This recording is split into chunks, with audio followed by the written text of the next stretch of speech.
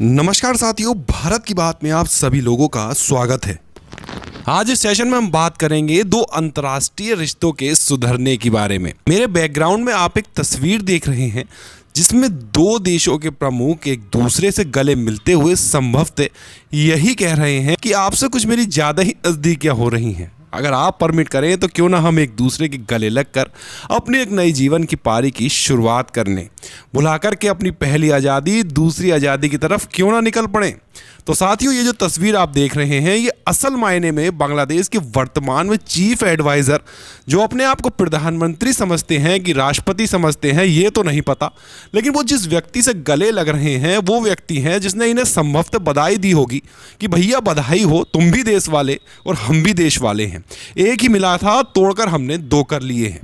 खैर, फिलहाल इनके गले को मिलता देख, एक दूसरे के साथ गर्मजोशी से बात करते देख, सवाल बस इतना ही मन में आ रहा है कि ये दोनों एक दूसरे के बहुत करीब जा रहे हैं, और करीब इतने कि क्या एक दूसरे से मिल ही जाएंगे। क्योंकि जब ये दोनों एक दूसरे को देख रहे हैं उस समय बहुत सारे अखबारों की हेडलाइंस हैं। जैसे जब शेख हसीना बांग्लादेश छोड़कर निकली थी तब अल जजीरा लिख रहा था कि बांग्लादेश की एक और आज़ादी, सेकंड इंडिपेंडेंस ऑफ बांग्लादेश, यानी 1971 में पहली बार जब ये आज़ाद हुआ था और 2024 में वो दूसरी बार आज़ाद हुआ। क्या पता दूसरी बार आज़ाद होकर लौट के बुद्धू घर चले जाएं, तो क्या पता इन दोनों के बीच की दूरियां मिट जाएं, क्या पता दोनों एक दूसरे से यूं बाहों में बाहें डालकर भारत के चक्कर लगाएं। सारी बातें आज के सेशन में हम करेंगे, क्योंकि जब देश बनकर तैयार हुए थे उस समय हालात कुछ ऐसे थे कि एक तरफ पश्चिमी पाकिस्तान और दूसरी तरफ पूर्वी पाकिस्तान। ये पाकिस्तान तो दोनों ही थे। 1971 में भारत बीच में प्रॉपर रूप से आ गया और बोला कि मैप में ही क्यों रखते हो, रियल में रख लो, तुम्हें अलग अलग कर देते हैं, इधर बांग्लादेश तो और इधर पाकिस्तान बना देते हैं। लेकिन साहब अब भारत को ये साथ में से निकाल कर एक दूसरे के बिल्कुल गले में लिपट कर मिल रहे हैं। ये जो नज़ारा आप देख रहे हैं ये कहीं और का नहीं, कायरो का है। अरे मैं कायर नहीं बोल रहा, कायरो बोल रहा हूँ। कायर कहकर शर्मिंदा ना करें, जिसके 93,000 सैनिक युद्ध भूमि में सरेंडर किए हों, और कायर बोल के हम मजाक मुंह पे थोड़ी ना करेंगे। अरे हम इनकी थोड़ी बात कर रहे हैं जो ये कह रहे हैं कि भारत वालों ने तो मात्र भैया सहयोग किया था और कुछ नहीं। खैर चलिए, कोई बात नहीं। फिलहाल पाकिस्तान और बांग्लादेश एक दूसरे के करीब आ रहे हैं और कह रहे हैं कि यार 1971 का मामला सेटल कर लो, कब तक झगड़ते रहोगे। बिल्कुल सही कह रहे हो कि लौट के बुद्धू घर को आ जाएं, तो उसे मोहम्मद यूनुस कहते हैं। ऐसे में भारत जैसे दो देश तो केवल सहयोगी कहलाएंगे।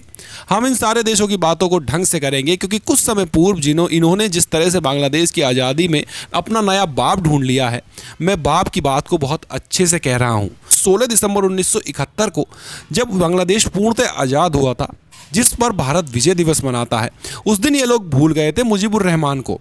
वही मुजीबुर रहमान जिन्होंने इन्हें नए देश का नाम दिया, ये भूल गए थे उस आदमी को। अब हो सकता है कि बांग्लादेश अपनी नई आज़ादी सेलिब्रेट करते हुए अब्बा का नाम याद रखे, वो भी नए अब्बा का नाम, जिसका नाम है मोहम्मद यूनुस, जिसने एक भी चुनाव नहीं लड़ा और जिसको जनता ने कभी नहीं चुना।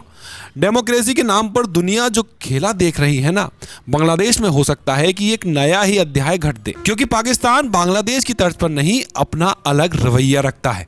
लोकतांत्रिक रूप से चुनी हुई सरकारों को आज तक 5 साल पूरे नहीं करने दिए पाकिस्तान ने। वो अपने देश में ही सेना शासन खेलता रहता है। बांग्लादेश लेकिन एक कदम आगे निकल गया, एक नोबेल शास्त्री को जिसने कुछ नहीं किया, केवल अमेरिका की कही बातें मानी और बांग्लादेश की सत्ता में बैठ गया। आज वो व्यक्ति वापस से पाकिस्तान के साथ बैठ कर के मामला सेटल करने की बात कर रहा है, और इस तरह की बातें कहीं और नहीं बल्कि D8 कॉन्फ्रेंस में कर रहा है। अब सवाल भैया ये उठता है कि साहब ये D8 कॉन्फ्रेंस हो कहाँ रही है। तो दोस्तों, असल में मिस्र की राजधानी है कायरा, उसको इंग्लिश में कायरो बोलते हैं, और वहाँ पर D8 देशों की ये बैठक हुई है। अब D8 देश कौन से हैं? तो ये हैं डेवलपिंग 8 कंट्रीज़। अब आप बोलेंगे हमने तो G8 सुना था, तो अरे भाई G8 पैसे वालों का ग्रुप है, ऐसे गरीबों का भी तो कोई ग्रुप होगा, उसे कहते हैं D8 समूह। अब ये किसके दिमाग की उपज है? तो भाई साहब मुसलमानों का एक खलीफा बनने निकला था, नाम है उसका तुर्की। उसके दिमाग में एक बार बहुत तगड़ा सपना आया। उसके दिमाग में सपना ये आया कि मुसलमानों का नेता सऊदी अरब कैसे बन सकता है। ऑटोमन एम्पायर के समय तो कभी हम हुआ करते थे, अब मुसलमानों के नेता अब अचानक सऊदी इतना बड़ा आदमी कैसे बन गया कि अपने यहाँ पर OIC की बैठक करवाता है, 54 मुस्लिम देशों को साथ लेकर चलता है, हर बात पर अपनी ही बात मनवाता है, जद्दा के अंदर कार्यालय बनवा के चलता है। ऐसे नहीं चलेगा। ऐसे में भाई साहब 1997 के अंदर इस्तांबुल में तुर्की ने 8 मुस्लिम देशों को इकट्ठा किया और कहा कि देखो, इस दुनिया में तुम ही हो जो डेवलपिंग हो, हमको डेवलप्ड नेशन से कोई मतलब नहीं, आओ मिलेंगे और एक बैठक करेंगे। बैठक हुई। बैठक का नाम D8 रखा गया और उस D8 बैठक के अंदर केवल सिलेक्टिव तरीके से पूरे वर्ल्ड से देश ढूंढे गए। कंडीशन केवल एक कि सब मुस्लिम कंट्रीज़ हों। खैर, तुर्की की मंशा पहले से भी रही है। पुराने दिनों की याद जो आती है कि हमको कभी वर्ल्ड वार में हरा के तोड़ दिया गया था, ये पुराने उस समय को याद करता है कि चलो कोई नहीं, कहीं से तो मुसलमान एक होंगे, कहीं सऊदी की तरह सब पैसे के पीछे तो नहीं भागेंगे। इकट्ठा करके Nigeria, Egypt, Turkey, Iran, Pakistan, Indonesia, Malaysia और बांग्लादेश, इन लोगों को उठा करके कुछ कस्में खिलाई गईं और कस्मों में कहा गया कि देखो यार, हम लोग ना झगड़े की बात करेंगे, लड़ाई के स्थान झगड़े की नहीं, शांति की बात करेंगे। अब झगड़े के स्थान पर हम बात करेंगे, एक दूसरे से बातचीत के रास्ते अपनाने की बात करेंगे, सहयोग की हम बात करेंगे, न्याय की, समानता की, और हम बात करेंगे डेमोक्रेसी की। अब भैया बता दीजिए कि कैसी डेमोक्रेसी बांग्लादेश के अंदर है कि वहां पर चुने हुए प्रधानमंत्री को भगा दिया गया और जिसने आज तक कोई वोट नहीं पाया वो सत्ता चला रहा है। 2025 के एंड तक भी चुनाव हो जाएं तो क्या कहने साहब। खैर साहब, इन्होंने आपस में बैठ के करना तय किया।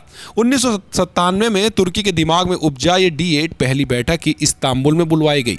उसकी हर 2 साल में बैठकें होने लगी। धीरे धीरे समझ में आने लगा कि कुछ दाल गल नहीं रही।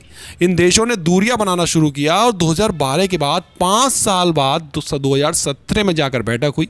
17 के बाद 21 में हुई और 21 के बाद 2024 में हुई। 2024 की ही बैठक है जो इस समय कायरो के अंदर हुई है, जहां पर फिर से ये राष्ट्रीय अध्यक्ष सारे मिले हैं और इस बार इन्होंने एक नए देश को भी अंदर ले लिया है। उसका नाम है अजरबैजान। ये भी एक मुस्लिम कंट्री है और अब 8 के अंदर फॉर्मली उसे एंट्री कराने के बाद हो सकता है कि 8 का नया नाम D9 के नाम से हो जाए।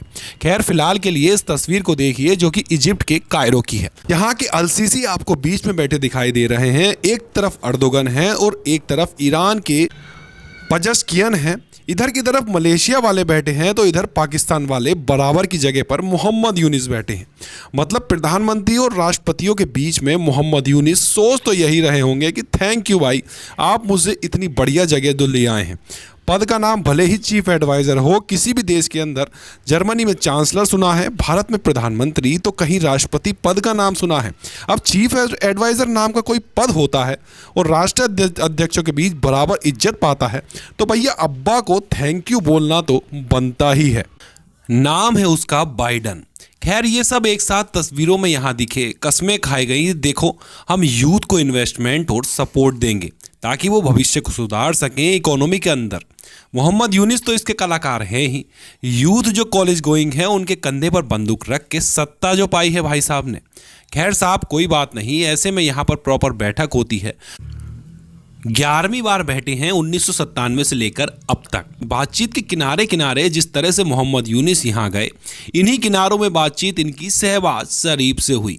अब ये बड़ा ही लाइन के इतर मुलाकात थी, प्लान टाइप से नहीं थी, बस मिल गए टाइप से बातचीत थी, लेकिन बहुत गजब तरीके से मिले।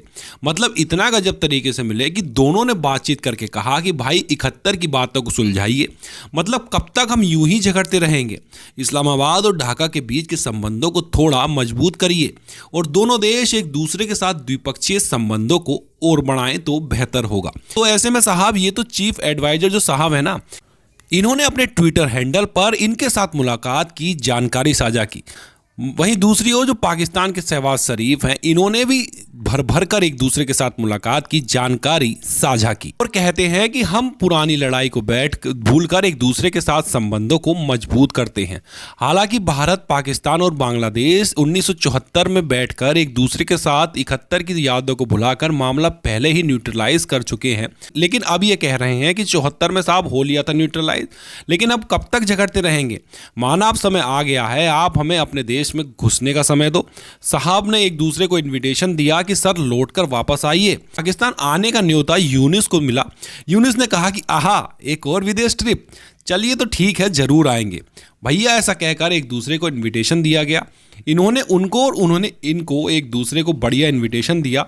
फिलहाल के लिए हम सोच सकते हैं कि बांग्लादेश ने ये जो नया रूप देखा है निश्चित ही उनके आज़ादी के समान है, क्योंकि जिसने इन्हें आज़ाद कराया उसे तो ये लोग भूल चुके हैं, लेकिन जिसे ये लोग भूले हैं वो शेख हसीना अभी भारत में हैं और वो इस बात को बखूबी जानती है कि टाइम लौटता ज़रूर है।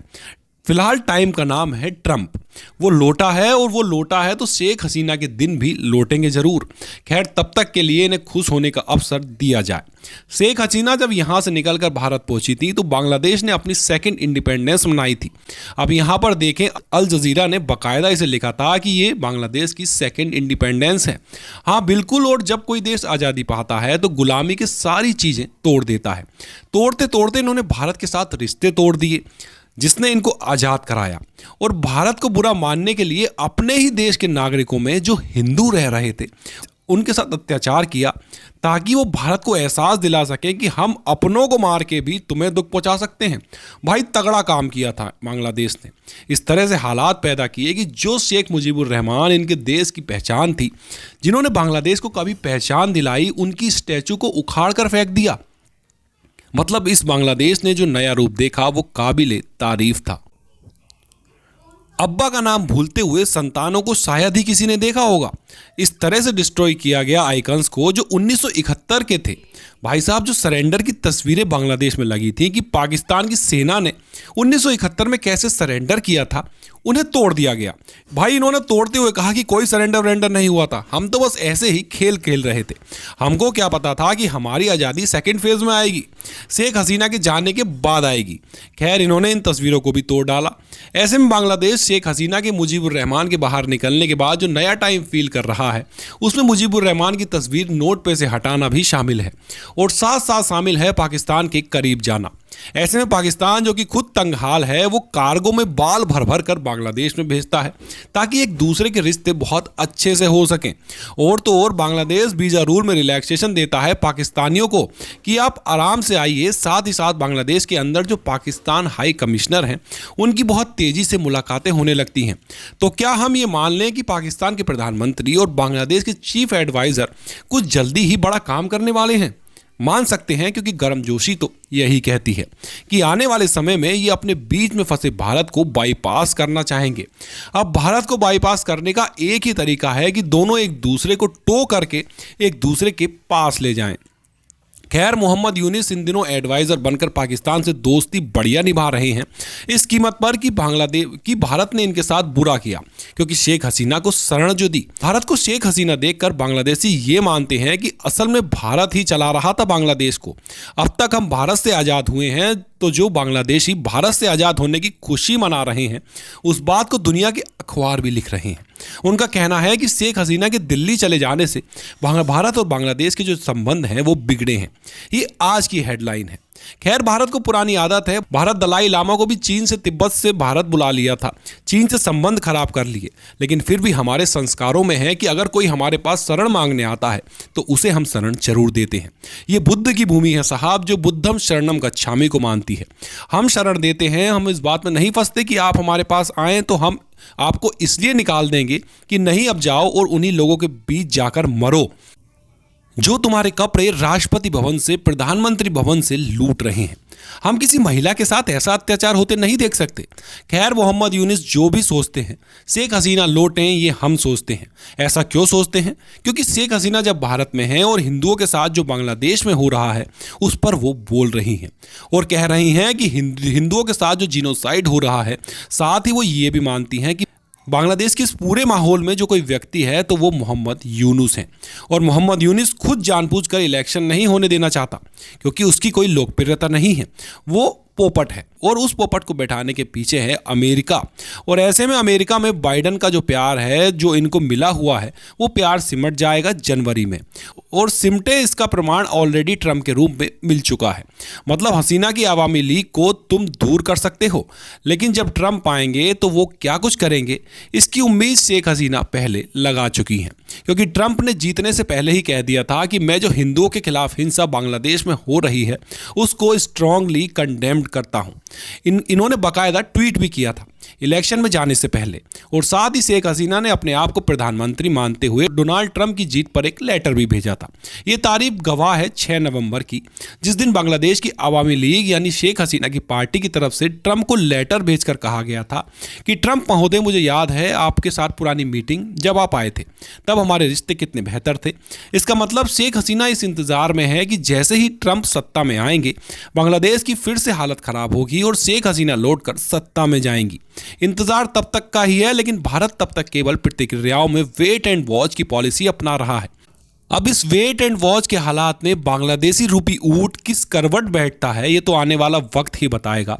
बाकी आप सबकी इस पूरे मुद्दे को लेकर, दोनों देशों को लेकर और अब जो माहौल चल रहा है उसको लेकर अगर आप अपनी कुछ राय रखते हैं तो कमेंट बॉक्स में हमारे साथ जरूर साझा कीजिए। बाकी चैनल पर अगर नए हैं तो चैनल सब्सक्राइब कीजिए ताकि आपको इस तरह के बेहतरीन सेशन यूं ही मिलते रहें। बाकी स्वस्थ रहें, मस्त रहें, अपना ध्यान रखें। इसी कामना के साथ आपसे विदा लेता हूँ। जय हिंद, जय भारत।